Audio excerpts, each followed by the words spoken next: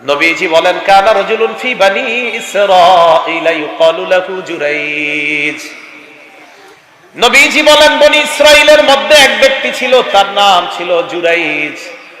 কানা ইউসাল্লি ফি সাওমাতিহি, ইবাদত খানার মধ্যে ইবাদত করতেন। ফাজাআতহু উম্মুহু, মা আসছে তার কাছে। বুখারীর মধ্যে আসছে একবারের কথা, মুসলিম শরীফের মধ্যে আসছে মা আসছে। আসার পর বললেন জুরাইজ আনা উম্মুকা কাল্লিমনি, জুরাইজ আমি তোমার মা, আমার সাথে কথা বলো।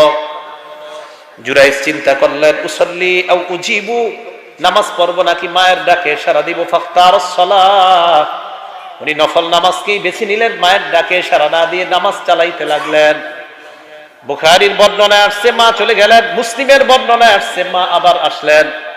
আসার পর বললেন জুরাইজ আমি তোমার মা, কাল্লিমনি তুমি আমার সাথে কথা বলো।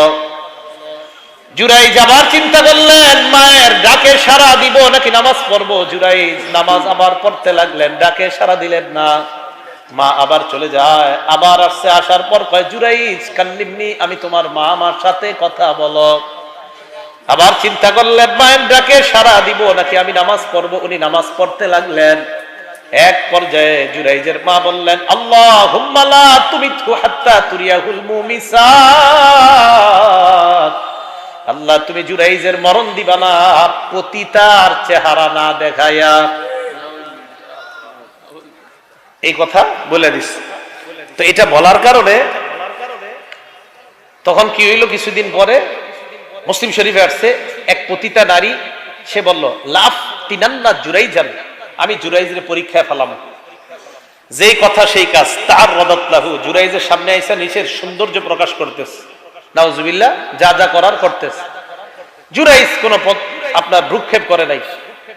ফাআবা, জুরাইজ প্রত্যাখ্যান করছে, যাও এখান থেকে। ওই নারীটা কি করছে, আতাত রাইয়ান, এক রাখালের কাছে গেছে। যাওয়ার পর আমকানাতহু মিন নাফসিহা, রাখালের সাথে অপকর্মে লিপ্ত হয়েছে। ফাওয়ালাদাত গুলামান, এই অপকর্মের কারণে তার পেটে সন্তান আসছে। এই সন্তান দুনিয়াতে আসছে, সন্তান নিয়ে জনগণের সামনে আসছে ওই মহিলা। আসার পর কয় দেখো তোমরা কারে পীর ভাবতা, কারে আল্লাহওয়ালা ভাবতা, এই আল্লাহওয়ালা আমার সাথে অপকর্ম করার এই সন্তান। নাউজুবিল্লাহ, বেচারা কিন্তু এটা করে নেই। জনগণ রাগে ফায়ার হয়ে আসছে। আসার পর কাসারু সাওমাতা, জনগণ তার ইবাদত খানা ভেঙে গুড়িয়ে দেয়। ওয়াসাব্বুহু, তাকে গালিগালাজ করে। জুরাইজ বুঝতে পারলেন আম্মা যে বলছিল, আম্মার কথার কারণে আমি পরীক্ষায় পড়ে গেছি। তাওয়াদ্দা ওয়া সাল্লা, ওযু করলেন, নামাজ পড়লেন। নামাজ পড়ার পর আতাল গুলাম, ওই যে ছেলেটা, ওই ছেলেটার কাছে আসছে, বাচ্চার কাছে আসার পর জুরাইজ বললেন মান আবুকা, তোমার পিতাকে। ওই বাচ্চার জবান আল্লাহ চালু করে দেয়। 3 বাচ্চার জবান ছোটবেলায় চালু হয়ে গেছে। ঈসা আলাইহিস সালাম, জুরাইজ আর ইউসুফ নবী আর জুলাইখা যেই ঘরে ছিল, ওখানে একটা বাচ্চা ছিল, এদের জবান চালু হয়ে গেছে। তাফসীরের কিতাবে আরেকজনের কথা আসছে, মুসা আলাইহিস সালামের কথা আসছে। রাসূল সাল্লাল্লাহু আলাইহি সাল্লাম বলেন বাচ্চা বলে দিল আমার পিতা হলো অমুক রাখাল। জনগণ তখন বলল আমাদের ভুল হয়ে গেছে, নাবনি সাওমাতাকা মিন যাহাবিন ওয়া ফিদ্দা, আমরা তোমার ইবাদতখানাটা স্বর্ণ রূপা দিয়ে বানায়া দেই। জুরাইজ কয় না, দরকার নাই। আইদুহু মিন তিনিন, মাটি দিয়ে আবার আগের মতো বানায়া দাও। আমি জানি এই পরীক্ষা আমি কেন পড়ছি। তাহলে বলেন তো, ইবাদত, নফল ইবাদত করার ক্ষেত্রে মায়ের কথা না শোনার কারণে বলে ফেলছে আল্লাহ ওকে তুমি পতিতার চেহারা না দেখায়, মানে এরকম একটা পরীক্ষায় ফালাইবা, এরপর যেন ওর মরণ হয়। ঠিকই দেখেন মায়ের বদদোয়াটা লেগে গেছে। সহিহ বুখারীর বর্ণনা 5970 নাম্বার হাদিসের বর্ণনা। عن عبد الله بن مسعود رضي الله تعالى عنه قال سألت النبي صلى الله عليه وسلم أي العمل أحب إلى الله يا رسول الله। আব্দুল্লাহ ইবনে মাসউদ রাদিয়াল্লাহু তাআলা আনহুর বর্ণনা, নবীজিকে আমি প্রশ্ন করলাম ইয়া রাসূলুল্লাহ, আল্লাহর কাছে কোন আমলটা সবচেয়ে বেশি পছন্দনীয়? নবীজি জবাব দিলেন আসসালাতু আলা ওয়াক্তিহা, সময় মতো নামাজ পড়া। সাহাবী প্রশ্ন করলেন সুম্মা আইয়ুন, এরপর কোনটা? নবীজি বললেন বিররুল ওয়ালিদাইন, পিতা মাতার সেবা করা, পিতা মাতার প্রতি সৎ আচরণ করা।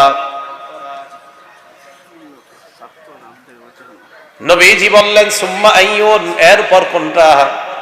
সাহাবী বললেন এরপর কোনটা? নবী বললেন আল জিহাদু ফি সাবিলিল্লাহ, আল্লাহর রাস্তায় জিহাদ করা। তিনটার মধ্যে 2 নাম্বারটা পিতা মাতার প্রতি সদাচরণ করা। আল্লাহ আমাদের সকলকে পিতা মাতার প্রতি সদাচরণ করার তৌফিক দান করেন। যুবক ভাই যারা আছেন, এখন আপনাদের দায়িত্ব কর্তব্য আপনাদের বুড়া মা বাবা তাদের প্রতি আপনাদের খেয়াল রাখা, এটা আপনাদের দায়িত্ব কর্তব্য। সহিহ বুখারীর বর্ণনা 5971 নাম্বার হাদিসের বর্ণনা। عن أبي هريرة رضي الله تعالى عنه قال جاء رجل إلى رسول الله صلى الله عليه وسلم আবু হুরায়রা রাদিয়াল্লাহু তাআলা আনহুর বর্ণনা, এক ব্যক্তি আল্লাহ রাসূলের কাছে আসলেন। আসার পর বললেন ইয়া রাসূলুল্লাহ মান আহাক্কুন নাসি বিহুসনি সাহাবাতি, ইয়া রাসূলুল্লাহ দুনিয়ার মধ্যে আমার কাছে সবচাইতে ভালো ব্যবহার পাওয়ার যোগ্য কে? নবীজি বললেন উম্মুকা, তোমার মা। তিনি আবার প্রশ্ন করলেন সুম্মা আইয়ুনের পর কে? নবীজি বললেন উম্মুকা, তোমার মা।